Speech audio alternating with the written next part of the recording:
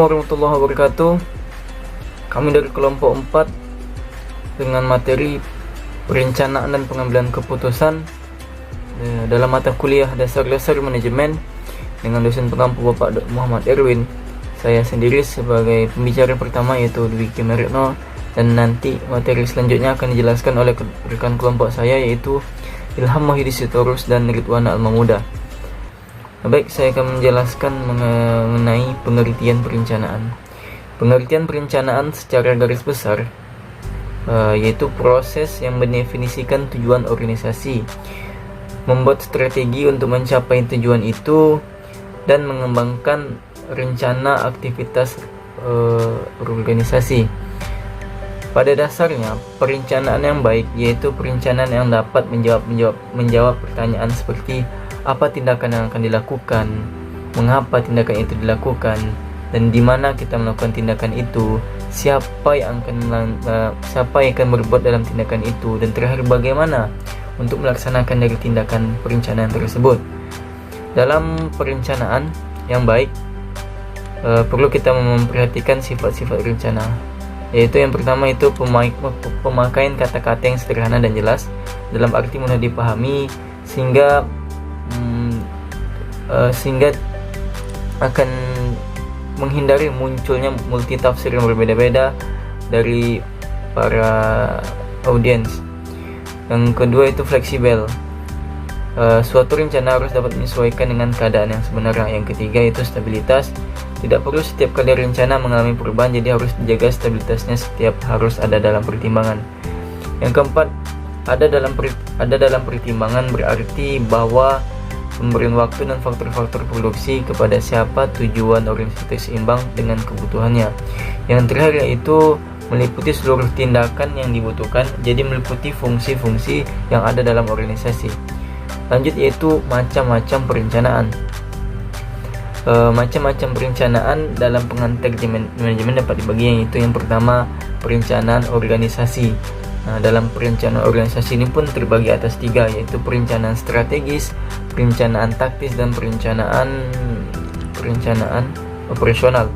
Rencana strategis ialah rencana yang dikembangkan untuk mencapai tujuan strategi. Sedangkan rencana taktis ialah rencana yang ditujukan untuk mencapai tujuan taktis. Perencanaan taktis ialah rencana yang ditujukan untuk mencapai tujuan taktis, dikembangkan untuk mengimplementasikan bagian tertentu dari rencana strategis. Sedangkan perencanaan operasional ialah rencana yang menitik beratkan pada perencanaan rencana taktis untuk mencapai tujuan operasional. Lanjut yaitu mengatasi hambatan. Ada 3 untuk mengatasi hambatan, yaitu pertama pemahaman maksud tujuan dan rencana. Salah satu cara terbaik untuk memperlancar penetapan tujuan dan proses perencanaan adalah dengan maksud dasarnya. Yang kedua, komunikasi dan partisipasi.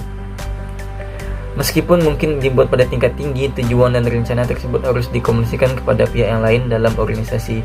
Setiap orang yang terlibat dalam proses perencanaan seharusnya tahu landasan apa yang mendasari strategi fungsional dan bagaimana strategi tersebut diintegrasikan dan dikoordinasikan. Yang ketiga yaitu konsistensi, revisi, dan pembaruan. Tujuan seharusnya konsistensi baik secara horizontal maupun secara vertikal. Konsistensi secara horizontal bahwa tujuan seharusnya konsisten di seluruh organisasi dari satu departemen ke departemen lainnya.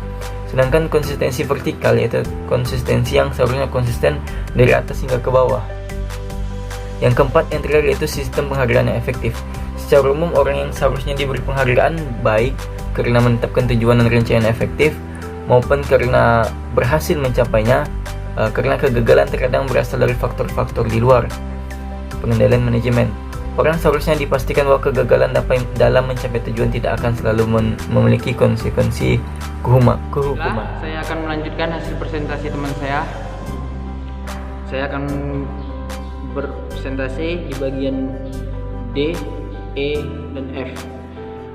D. Pengambilan keputusan. Pengertian keputusan.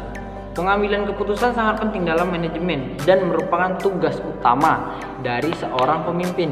Pengambilan keputusan tugas utama dari seorang pemimpin manajer. Pengambilan keputusan atau decision making, diproses oleh pengambilan keputusan, decision maker, yang hasilnya keputusan atau disebut decision. Selanjutnya, definisi pengambilan keputusan menurut beberapa ahli.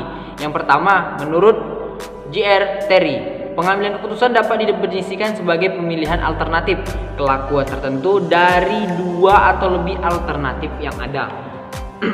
Yang kedua, menurut Harold Kohns dan Cyril O'Donnell, pengambilan keputusan adalah pemilihan di antara alternatif-alternatif mengenai sesuatu cara bertindak, adalah inti dari perencanaan. Suatu rencana dapat dikatakan tidak ada jika tidak ada keputusan suatu sumber yang dapat dipercaya, petunjuk atau reputasi yang telah dibuat. Selanjutnya, menurut Theo Hyman, inti dari semua perencanaan adalah pengambilan keputusan. Suatu pemilihan cara bertindak. Dalam hubungan ini kita melihat keputusan sebagai suatu cara bertindak yang diperoleh oleh manajer. Dan selanjutnya, yang keempat, menurut Dr. Haji Malayu SP Hasibuan, pengambilan keputusan adalah suatu proses penentuan keputusan yang terbaik dari sejumlah alternatif untuk melakukan aktivitas-aktivitas pada masa yang akan datang.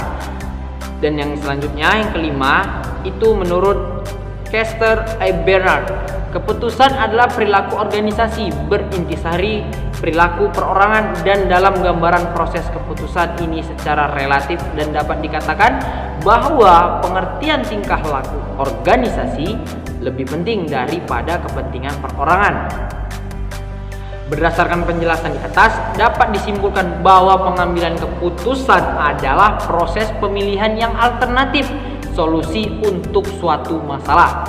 Secara umum, pengambilan keputusan adalah upaya untuk menyelesaikan masalah dengan memilih alternatif solusi yang ada.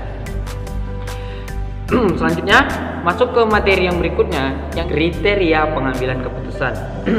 Menurut konsepsi Anderson, nilai-nilai yang kemungkinan menjadi pedoman perilaku para pembuat keputusan itu dapat dikelompokkan menjadi 4 kategori, yaitu nilai-nilai politik. Yang kedua, nilai-nilai organisasi. Yang ketiga, nilai-nilai pribadi. Dan yang keempat, nilai-nilai kebijaksanaan. Di Indonesia sendiri, ideologi Pancasila setidaknya bila dilihat dari sudut perilaku politik rejim telah berfungsi sebagai resep untuk melaksanakan suatu perubahan sosial dan ekonomi. Bahkan, ideologi ini kerap kali juga dipergunakan sebagai instrumen pengukur legitimasi bagi partisipasi politik atau partisipasi dalam kegiatan pembangunan yang dilakukan oleh kelompok-kelompok dalam masyarakat. Dan yang materi yang ke F itu fungsi dan tujuan pengambilan keputusan. Fungsi pengambilan keputusan individual atau kelompok, baik secara institusional ataupun organisasional, sifatnya futuristik. Adapun tujuan pengambilan keputusan ada dua macam. Yang pertama, tujuan yang bersifat tunggal. Dia hanya satu masalah dan tidak berkaitan dengan masalah lain. Dan yang kedua, tujuan yang bersifat ganda, masalahnya saling berkaitan, dapat bersifat kontradiktif ataupun tidak kontradiktif. Dan yang materi selanjutnya akan disampaikan oleh rekan saya. Baiklah, saya akan melanjutkan pembahasan dari materi kelompok kami, yaitu bagian G, faktor-faktor yang mempengaruhi pengambilan keputusan. Yang pertama ialah komposisi kelompok. Ada 4 hal yang harus diperhatikan dalam komposisi kelompok. Yang pertama ialah penerimaan tujuan umum. Yang kedua, pembagian tugas kelompok. Yang ketiga, komunikasi dan status struktur. Yang keempat ialah ukuran kelompok. Selanjutnya yang kedua, kesamaan anggota kelompok. Dengan adanya kesamaan anggota kelompok ini, maka keputusan akan cepat diambil. Yang terakhir ialah adanya polarisasi anggota kelompok. Bagian H, model pengambilan keputusan. Ada 3 model pengambilan keputusan. Yang pertama ialah pengambilan keputusan dalam keadaan kepastian. Dalam hal ini menggambarkan bahwa keputusan hanya mempunyai satu hasil. Yang kedua ialah pengambilan keputusan dalam keadaan beresiko. Maksudnya menggambarkan bahwa keputusan mempunyai sejumlah kemungkinan hasil dan dapat diketahui.